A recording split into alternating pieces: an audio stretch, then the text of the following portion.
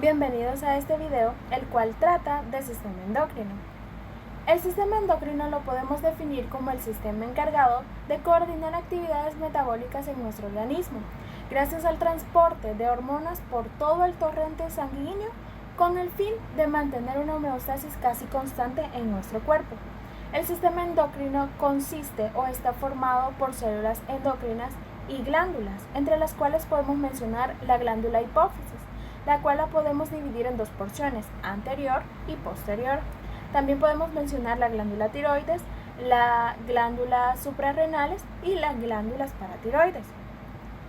Las hormonas se pueden definir como los mensajeros químicos generadas en las glándulas y que son transportadas por todo el torrente sanguíneo hacia los órganos blanco o a los órganos en los cuales va a efectuar su acción. La mayoría de estas pueden ser inactivadas gracias a las proteínas que existen en el plasma, pero estas, al ser activadas, pueden desprenderse de las proteínas de una manera rápida y hacer una regulación de las glándulas para así poder mantener la homeostasis mencionada antes. Estas se pueden clasificar según varios tipos, entre las cuales tenemos las hormonas proteicas y polipeptídicas. Se dice que este tipo de hormonas son las estructuras que se basan en la unión de varios aminoácidos que contienen uno o más grupos peptídicos. Una característica muy importante de este tipo de hormonas es que son muy hidrosolubles. Algunos ejemplos de ellas son el glucagón, la insulina y la folícula estimulante. Como segundo tipo tenemos los derivados de los aminoácidos. Este se dice que son péptidos de diferente longitud o derivados de los aminoácidos. Estas disponen de receptores específicos para cada hormona en su superficie. Al igual que la otra, se puede decir que son hormonas hidrosolubles. Algunos ejemplos de estas son la tiroxina y la adrenalina. Y el tercer tipo de hormonas son los derivados de los esteroides y ácidos grasos, las cuales circulan en la sangre libre o son unidas con albúminas, y estos se pueden clasificar en dos tipos, que hay autócrinas y parácrinas. Una característica importante de estas es que son hormonas liposolubles. Ejemplos de estas están los estradiol, la progesterona y la testosterona. En este caso hablaremos acerca de la glándula hipófisis. ¿Y se han preguntado qué es la glándula hipófisis? Es una glándula endocrina encargada de regular el crecimiento, la reproducción y el metabolismo. Además, esta glándula contiene dos grandes subdivisiones, la cual vamos a mencionar como la adenopófisis y la neuropófisis. Estas se clasifican gracias al tejido donde se han surgido, por el ectodermo bucal y el ectodermo neural. La adenopófisis es la glándula hipófisis anterior. La adenopófisis se desarrolla a partir de la bolsa de Rayleigh. Es un divertículo del ectodermo bucal. La adenopófisis se va a dividir en tres partes, que es una parte distal, una parte intermedia y una parte tuberal. A diferencia de la neurohipófisis, que es la glándula hipófisis posterior, la neurohipófisis se desarrolla a partir de un crecimiento hacia abajo del hipotálamo. La neurohipófisis se divide en inminencia media, infundíbulo o también conocido como la continuación del hipotálamo, y la parte nerviosa. ¿Dónde encontraremos la glándula hipófisis? La glándula hipófisis está situada en la fosa hipofisiaria, abajo del hipotálamo, extendiéndose hacia abajo del diencéfalo, en una depresión ósea de la silla turca del hueso esfenoides. Está unida al cerebro por vías neurales, al igual que por vías vasculares, al cual ayuda y va de la mano para la excreción de las hormonas y así recorrer el sistema circulatorio hasta llegar a su lugar de destino.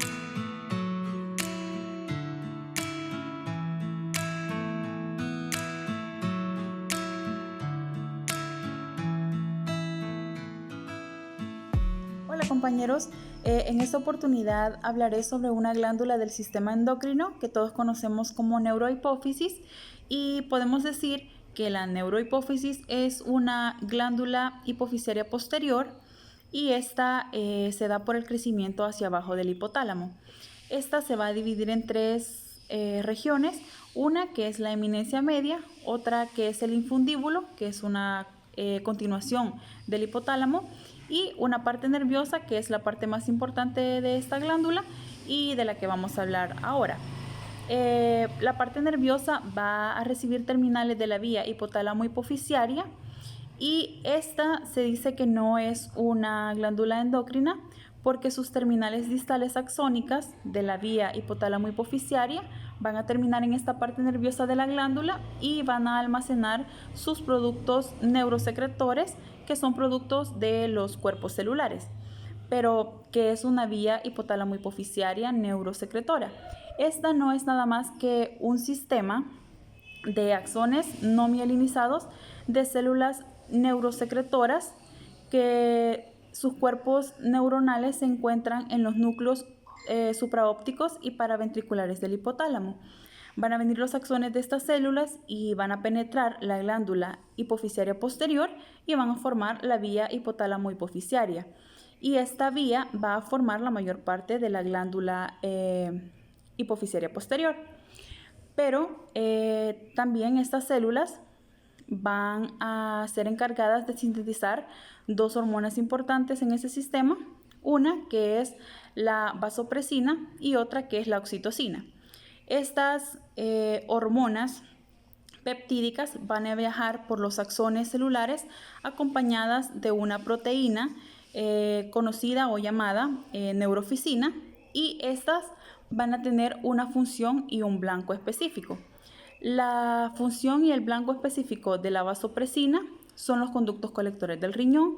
En esta, la hormona va a actuar modulando la membrana plasmática para hacerla permeable, y aparte de esto va a disminuir el volumen urinario y aumentará también la concentración de esta al mismo tiempo. Por otra parte, la oxitocina, su blanco sería el miometrio del útero, en donde esta hormona actuará o se va a liberar en la parte o en la etapa tardía de la gestación, y también se dice que esta hormona se encarga de estimular la musculatura lisa del útero a la hora del parto. Por último, hablando sobre la neurohipófisis, mencionaremos los pituicitos, que son las células que están en la parte nerviosa de nuestra glándula hipofisiaria posterior, conforman el 25% de esta parte nerviosa, y estas células se encargan de dar sustento a la parte neuronal de la parte nerviosa de la glándula hipofisiaria posterior. Gracias. Tengan todos muy buenos días. Yo continuaré hablando sobre la glándula tiroides. La glándula tiroides se ubica en la parte anterior del cuello, inferior a la laringe, delante de la unión de los cartílagos tiroides y cricoides. Se componen un lóbulo derecho y otro izquierdo, unidos a través de la línea media por un istmo.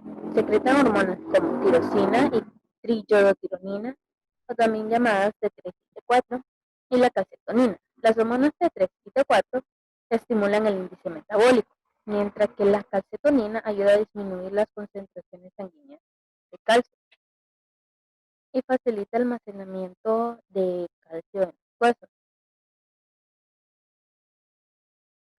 Su organización celular.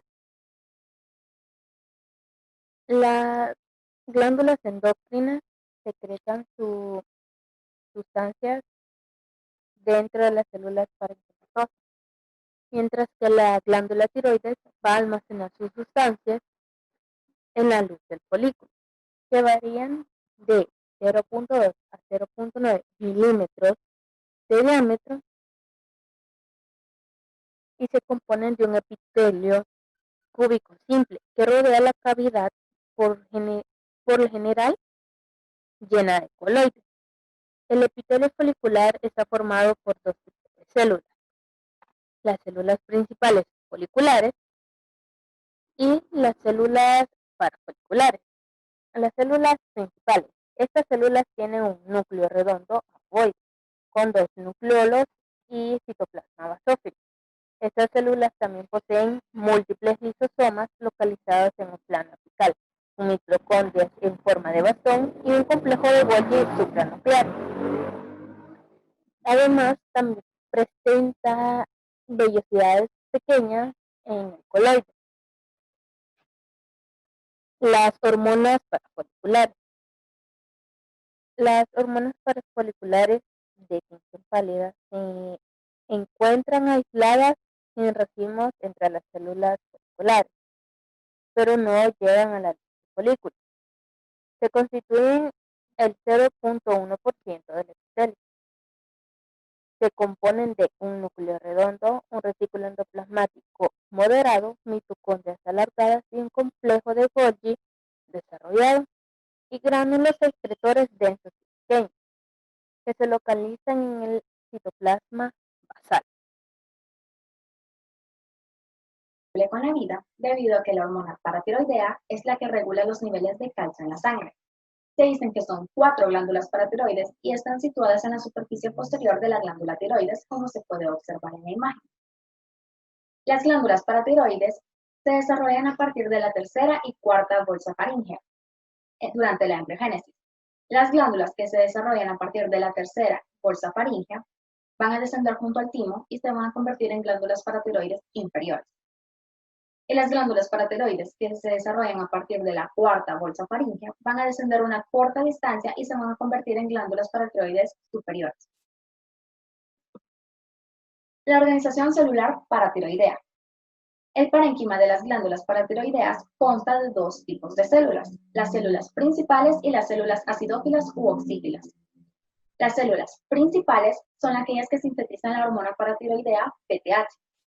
Y las células acidófilas u oxífilas se cree que son la fase inactiva de las células principales. El efecto fisiológico de la hormona paratiroidea. Como anteriormente había mencionado, la hormona paratiroidea es la que regula los niveles de calcio en la sangre, y esta va a actuar en los huesos, riñones y en el intestino.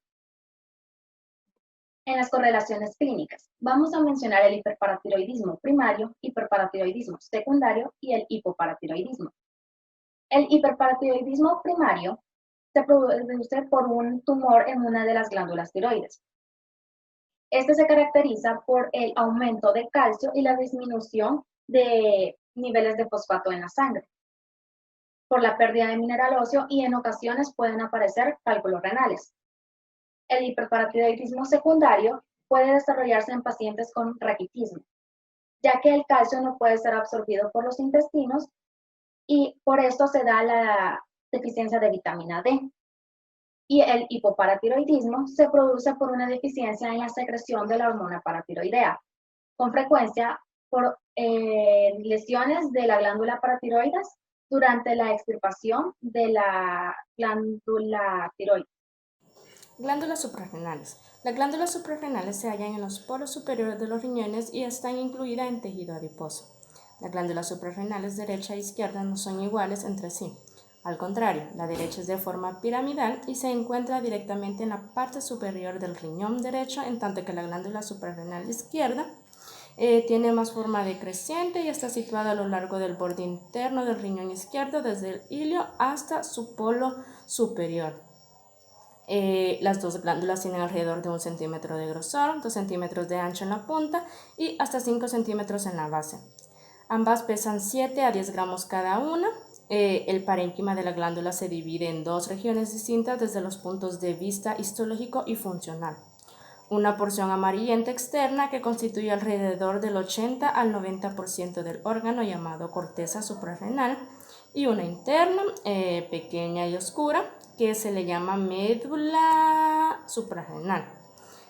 Aunque ambas entidades tienen función endocrina, el origen embriológico de cada una es diferente y desempeña una función distinta.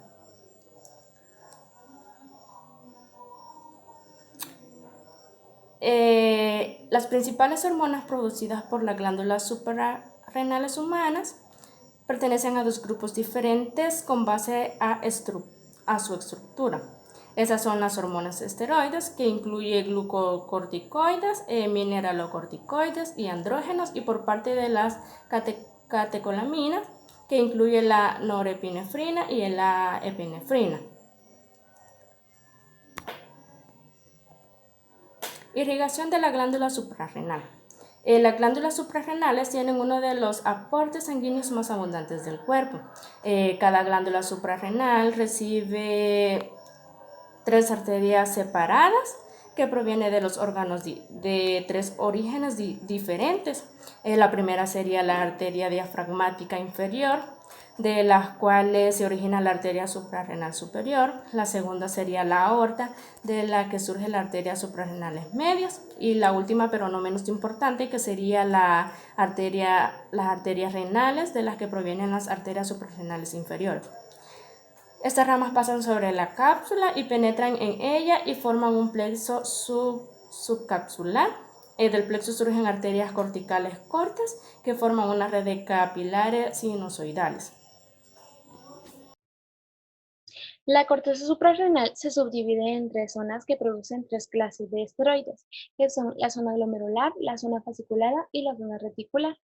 La zona glomerular posee células parenquimatosas que sintetizan y liberan hormonas como aldosterona y desoxicorticosterona cuando reciben estímulos de la angiotensina 2 y la ACTH. La zona glomerular es un anillo concéntrico externo de las células parenquimatosas capsulares situado justo debajo de la cápsula suprarrenal. La zona fasciculada también posee células parenquimatosas y posee esponjocitos. Estos sintetizan y liberan las hormonas llamadas cortisol y corticosterona cuando la ACTH las estimula. La zona fasciculada también es la capa más grande de la corteza y representa el 80% del volumen total de la glándula. Esta zona contiene capilares sinusoidales dispuestos en sentido longitudinal entre las columnas de las células parenquimatosas. La zona reticular es la capa más interna de la corteza suprarrenal y constituye el 7% del volumen de la glándula y puede sintetizar pequeñas cantidades de glucocorticoides. Las células de la zona reticular sintetizan y secretan andrógenos y un poco de androstenediona. Ahora veremos la histología de la corteza suprarrenal, que posee los mineralocorticoides, los glucocorticoides y los andrógenos débiles. Los mineralocorticoides secretan la zona glomerular e incluyen sobre todo la aldosterona y un poco de desoxicorticosterona. Los glucocorticoides secretan la zona fasciculada e incluyen hidrocortisona y corticosterona. Los andrógenos débiles secretan e incluyen androstenediona y ambas hormonas sexuales masculinas antes débiles.